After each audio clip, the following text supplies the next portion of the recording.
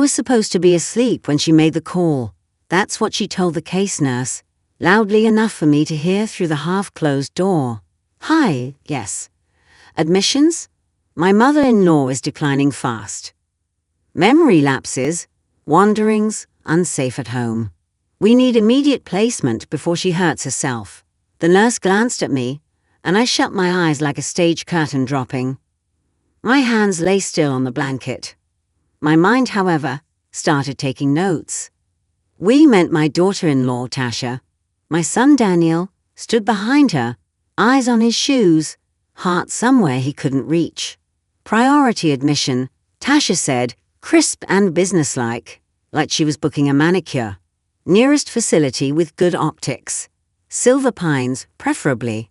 My job can cover the deposit if the family funds fall short. That last part was meant to sting.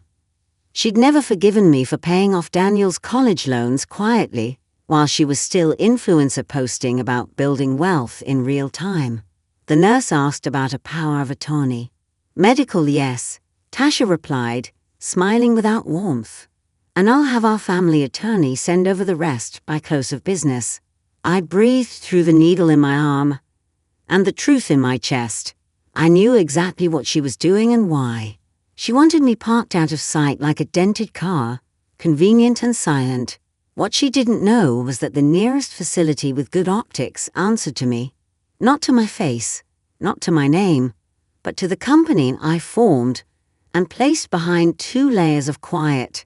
Pinnacrest Senior Living LLC managed Silver Pines and 4 other homes in the county. The board chair had a different last name.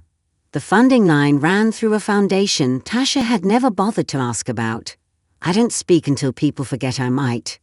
When the nurse left to print papers, Tasha pulled the curtain fully closed and perched on the visitor chair, legs crossed like a judge. "Mom," she announced, using the word the way an actress uses a prop, "this is for your own good. You forgot to turn off the stove again." I opened my eyes. The kettle shuts itself off. She blinked, wrong-footed. "The thing about lying is you must remember the furniture. Besides," I added, "I know the owner at Silver Pines. It's very nice." Her eyes sharpened. "You, too?" A soft smile. "I do." The next morning, she arrived with a folder fat with printouts, my supposed incidents, half of them her own texts, to Daniel rewritten as notes. Daniel hovered, drowning in silence. They helped me into the car. Tasha's voice kept moving like a metronome. "We put the house on the market next week, okay? It's a seller's market. We'll handle everything." My house had been my husband's hands for 40 years. Nicknames carved in the shed door, pencil marks of Daniel's height on the pantry frame. "We," I said. "Daniel and I," she corrected. The car's air smelled like chemical lemons and certainty. Silver Pines looked like a postcard, brick and glass, flower beds clipped into obedience, a fountain that never froze. In the lobby, a chandelier scattered light like confetti. Tasha straightened her blazer and turned on her performance voice. "Admissions for Evelyn Hart. Priority slot." The director came herself, Lydia hair tucked, eyes that saw. "Mrs. Hart," she said, shaking my hand like I was awake and human. "We've prepared a room for your short-term evaluation. Standard process." She glanced at Tasha's folder. "We'll review your documentation." I nodded, and Lydia's eyes flickered, just once. The kind of tiny acknowledgement that happens when colleagues meet in public. Years ago, when we built Pinnacrest, I told the board, never forget the resident is the customer, not the family. Never forget dignity is not decor. Lydia had been a nurse before she was a director. She knew the difference between a list of allegations and a human being sitting upright, answering her questions with dates and doses. They settled me in for observation 3 days. Tasha was buoyant. "Perfect," she said. "We'll use the time to prep the house for cleaning. Daniel, call the realtor." Daniel started to say my name, but it came out as breath. "Mom." I squeezed his hand. "Go on. I'll be here when you get back." He looked at me for a beat longer than any of us expected. Then Tasha tugged his sleeve, and they left, weighted by the word priority. That afternoon, I called my attorney. Maya, I said, I need you to pull the switch I told you we might one day need. She took a beat. Family or corporate? Both, I said. Document collection, timeline creation, and asked Lydia to schedule an admissions committee meeting. I want our policies followed to the comma. You're certain you want committee? Maya asked. It's more public than a quiet memo. Yes, I said. She's been public for years. Tasha's campaign had been invisible to me until a neighbor's granddaughter showed me a video. Tasha in my kitchen in a silk blouse, fake concern dripping like syrup, lamenting the burdens of caring for an elder stuck in the past. She'd filmed my pill organizer and told her followers I was confused. She filmed my garden beds and called them chaos. On her page, compassion and contempt wore the same makeup. I had saved none of it. Maya had saved all of it. On day 2, Lydia invited us, me, Tasha, and a pale Daniel, to the conference room with the smoked glass window. The admissions committee sat around a long table. Lydia, 2 nurses, the social worker, and a compliance officer who wore plain ties like promises. A tray of coffee sat steaming between paper cups. Lydia began, voice even. Per policy, when a family requests priority placement citing safety concerns, we review. We've conducted our evaluation. She folded her hands. Mrs. Hart passed cognitive screening with a 29 out of 30. She has clear insight into her medications and diet. There's no evidence of wandering. There is, however, evidence of other pressures. Tasha's smile clipped itself on. Pressure? We're just trying to keep everyone safe. The compliance officer slid a folder toward her. We monitor social media that references our facilities or prospective residents. Your content has repeatedly portrayed Mrs. Hart as incompetent, without clinical evidence, and filmed her personal spaces without consent. Our policy treats this as a reputational and privacy risk. Tasha flicked her eyes to Daniel, then back. Those were awareness posts. Caregiving is stressful. The officer turned a page. You also contacted our admissions with inaccuracies regarding legal authority.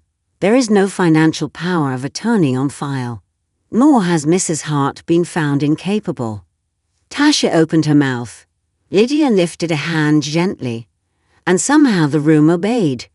We are not admitting Mrs. Hart at this time, Lydia said. We will gladly arrange respite care and a home safety consult. But we do not accept residents to remove them from their homes under coercion. Tasha's voice cracked. Coercion? Lydia's eyes softened, brief passing like a cloud. This committee sees more family dynamics than most of the county, Ms. Hart. We know the difference between help and control. Daniel's shoulders collapsed then, like a bridge relieved of a weight. He turned to me. Mom, I'm sorry. I squeezed his fingers. That's why hands come in pairs, I said. One to hold, one to fix. If it had ended there, it would have been enough. But when a person builds their power on stage lights, they don't leave quietly. That evening, Tasha posted a tearful video from the parking lot about broken systems and elder abuse by neglect, tagging Silver Pines and a handful of senior care watchdogs she believed were as gullible as her audience. She forgot the first rule of a company I built. We do not brawl in the comments. We file in the right venue, with the right words, and then we speak once. The next morning, Pinterest released a short statement crafted by Maya and approved by the board. We take privacy and dignity seriously. We do not admit residents without clinical need. We do not comment on individual cases. We do, however, defend our staff and residents from defamation. 2 hours later, an attorney letter, polite, precise, arrived in Tasha's inbox regarding removal of defamatory content and the legal consequences of continuing to publish false medical claims. In the quiet that followed, I walked the Silver Pines garden with Lydia, the smell of rosemary catching in the warm air. You look well, she said. Because I am. She paused. Shall I tell the board chair you'll be at the quarterly review? I'll be there, I said. But let's keep the agenda clean. No need to write my name in lights. She smiled, tired and kind. You built a place that protects people, Mrs. Hart. We're just following the recipe. When Daniel returned that night, with an overnight bag and eyes swollen by sleep he hadn't found, he sat on the edge of the bed and told me the truth like a man scraping barnacles off a boat. She wanted the house sold to buy a bigger one closer to her work. He said, words slow with shame. She said you'd be happier with professional company. She said we'd visit twice a week. He looked at his hands. I wanted to believe the part about safety. It sounded like love. Control often wears love's clothes, I said. You know how to tell the difference. Love doesn't lie about facts to get its way. On discharge day, Tasha didn't come. She sent a text to Daniel about needing space. The absence felt less like loss and more like an echo that finally stopped. Before I left, I asked Lydia if we could use the small community room for a brief staff gathering. 5 minutes, I promised, she nodded. The nurses filtered in.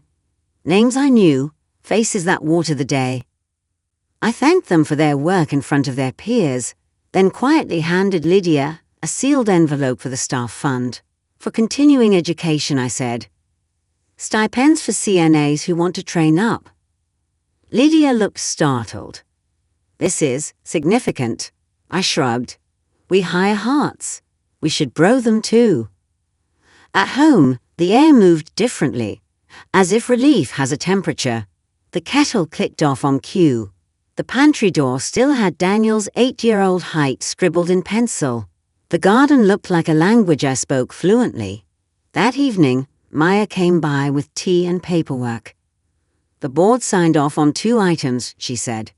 1, a formal policy clarifying that social media exploitation of elders by family is cause to deny admission. 2, a statement of ownership transparency to staff leadership. She sipped. And the other matter? I asked. She slid over a slim folder. The deed to your house, already in the trust, is now fireproofed against sale by anyone but you. If your son wants to live here, it will be because you want him to, not because someone needs your floor plan for content. We sat at the kitchen table, 2 women who had made their lives on patience and paperwork. You never asked why I set Pinnacrist up the way I did. I said, 2 layers between me and the letterhead. No press, no plaques. Maya smiled. Because power behaves better when it's not being watched by itself. I laughed, surprised by the sound of it in my own mouth. 2 weeks later, I went to the quarterly review like I promised. Grey sweater, low heels, a notebook older than some of the staff. We discussed meal rotation, fall prevention, a grant for music therapy, a nurse's idea for a grief group that included family as members, not managers. No one said my name. It was perfect. Tasha's page went private, then quiet. There were apologies of a sort, long paragraphs about stress and miscommunication, a carefully worded, I was misinformed about the severity of her condition. She wanted Daniel to come home. He did to his home, our home, only to pack a bag. When he knocked on my bedroom door that night, he had the exhausted peace of a man who finally aligned his spine with his conscience. I told her the marriage can only continue if it's built on truth, he said. She said truth is a matter of perspective. He stared at the floorboards. I told her that's what liars say. In the months that followed, we made a new rhythm. Daniel fixed the hinge on the pantry door and started running Saturday chess at the community center. I taught the neighbor's granddaughter to bake bread and to question any sentence that begins with "for your own good." Silver Pines rolled out the CNA scholarship program, and Lydia sent me a photo of 3 staff members holding their acceptance letters, eyes bright like mornings. We funded the music therapy grant and added a line in the brochure that said, in small type, "We believe dignity is not a service, it's the foundation." Sometimes, standing in my kitchen at dusk, I think about the word nursing. People hear home and think walls and wallpaper. I hear nurse and think of hands, steady and competent, that lift and turn, and bathe and braid and assure. What Tasha wanted for me was not nursing. It was storage. There's a difference you can taste. I wish her well. I mean that with the severity of someone who knows wishes do not replace work. May she learn what love is when it isn't looking at itself in the front-facing camera. May she grow into the kind of woman who calls her elders to ask questions instead of making declarations. May she meet a mirror that tells her the truth gently and a friend who tells it plainly. As for me, I did not build a company to win an argument with my daughter-in-law. I built it because one winter, in a different decade, I watched a woman in a fluorescent hallway cry because her mother's dignity had been itemized, discounted, and misfiled. I built it so that the next time someone tried to turn an elder into content, the building itself would push back. At the end of the day, power is not who cuts the ribbon, it's who writes the policy and pays attention when no one's filming. Tasha thought power was the face on a reel. She was wrong. Power is the hand on the doorknob that opens the right room, at the right time, with the right paperwork, and a perfectly calm voice that says, "We'll follow the policy," and then does.